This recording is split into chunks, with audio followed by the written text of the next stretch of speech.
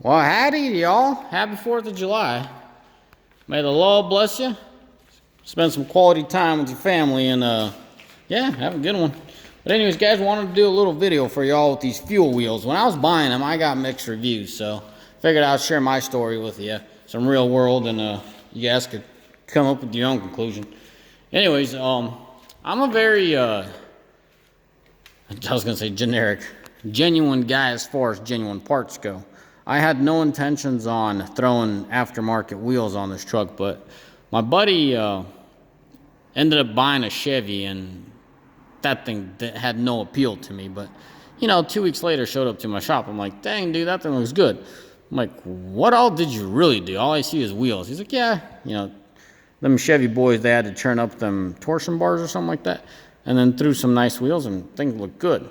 So anyways, so it got me interested. Well, guess what? 2 weeks later, Paul's bored in Tri-Cities, and this guy's like, hey, let's go talk to my buddy. This guy's like a general manager at a discount tire store. I think it's called, the place called Discount Tire out in Pasco. So anyways, drags me in there, and they're like, oh, you should try these wheels, try those wheels. And they have the simulator where it brings up your truck color and all that good stuff. And I'm like, guys, this all looks dumb and cheap. Like, there's nothing good about these wheels you guys are all showing me. They look pathetic, and they look cheap. You know, I got me a top-of-the-line Ram product at the time, and I'm not being cocky about it. I like my nice, well-done stuff, and you guys are showing me these knockoff fuel wheels. This is a bunch of junk. And the guy's like, well, you're not going to like the price tag on it. And my buddy at that point is like, yeah, show him those wheels I wanted to buy. He's like, yeah, that's what I was going to show him. So they go out and show me these wheels right here. I'm like, oh, you got yourself a customer. All right, well, round them up. Give me a package deal. You know, throw them some wheels on it, see what I'll have to pay for them. He's like, well, first let me explain to you why they're so expensive. I'm like, what's so expensive about them? He's like, it's a two-piece wheels, yada yada, titty toddy. I'm like, dude, I tow with my truck. These things don't look cheap, but are they gonna hold up? He's like, yeah, you're fine. Okay, great. At that point, I wasn't really looking into fuel wheels that much. Like, I wasn't particular on fuel, but you know, I did vague research and mixed feelings, you know. So I went out, put these wheels on with some MTs, and my mileage went to crap with MTs, and I just didn't like them.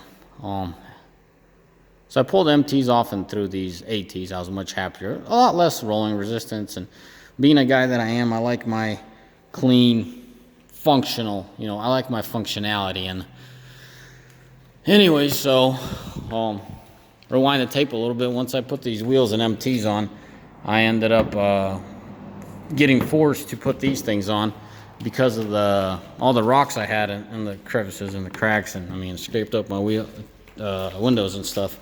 But anyways, for y'all guys, I'm not too fond of these bushwhackered pulp piece of crap junk looking thing. I hate them. I hate these things with a passion, but I'm forced to have them just so I don't have rocks everywhere, you know. And every little nook and cranny I had rocks, and it irritated me, so that's why I ended up with those. I'm still pushing, trying to figure out how to get those things off and never install them again. As you could tell, I used a good product, paint and clear, but because of the vibration and all that and the plastic, it came off. I used a product called Bully Dog. I thought it would do the trick, but not me. The guy that was doing it for me, which is my brother-in-law, he's paint savvy and he's pretty good at it.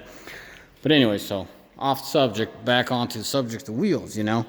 Once I put those ATs on, I went to town with these wheels. I mean, guys, I've hauled some loads that should have never been behind this truck. I mean, I've put some serious weight right about here, right over these axles. You know, a few times when I got really extreme, I ended up putting the stock wheels on because I didn't trust these enough. I just don't know what they are. And once receiving them, I realized what a two-piece wheel is, really. You know, I'm not a wheel guy, but you see all those nuts and bolts? Well, that's actually a bolt head. That's not a nut. It goes into this piece. I'm like, man, this thing's being held by bolts. I'm like, what a genius, Paul. You went from forged aluminum, I believe that's what the OEM ones are, one piece, to a two-piece.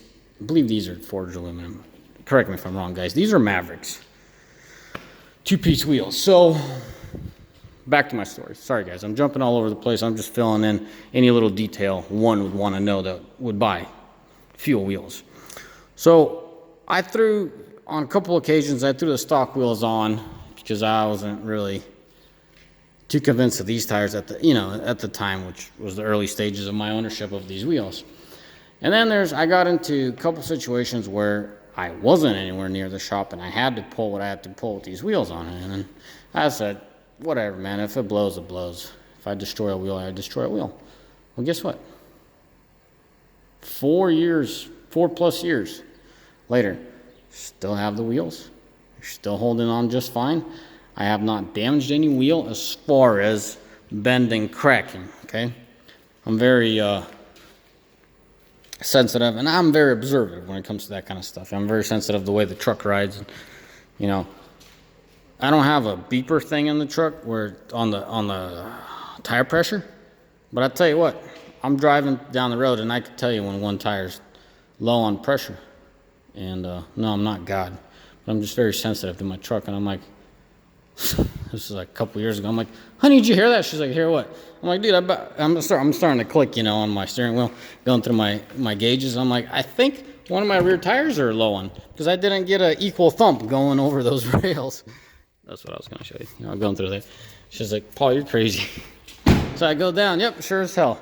One tire is, I think, 12 PSI down. I'm like, oh, yep, time to pull into a tire shop. There was a nail in there.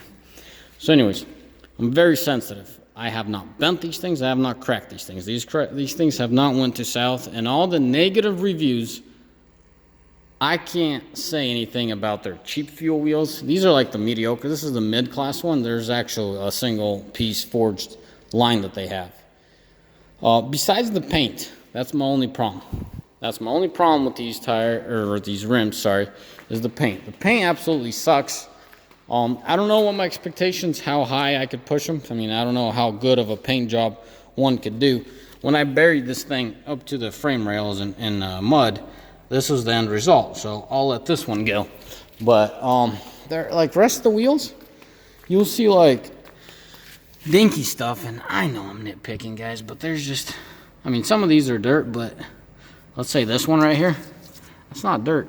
I mean, I don't go rock climbing or rock crawling. It's just, there's no real reason why this should be here. And it's probably like from ice and dirt, maybe. I don't think I've ever went that kind of deep dirt, but you know what I mean? Just, I guess my expectations are a little too high, and maybe I'm overdoing it, but that's my only problem, guys.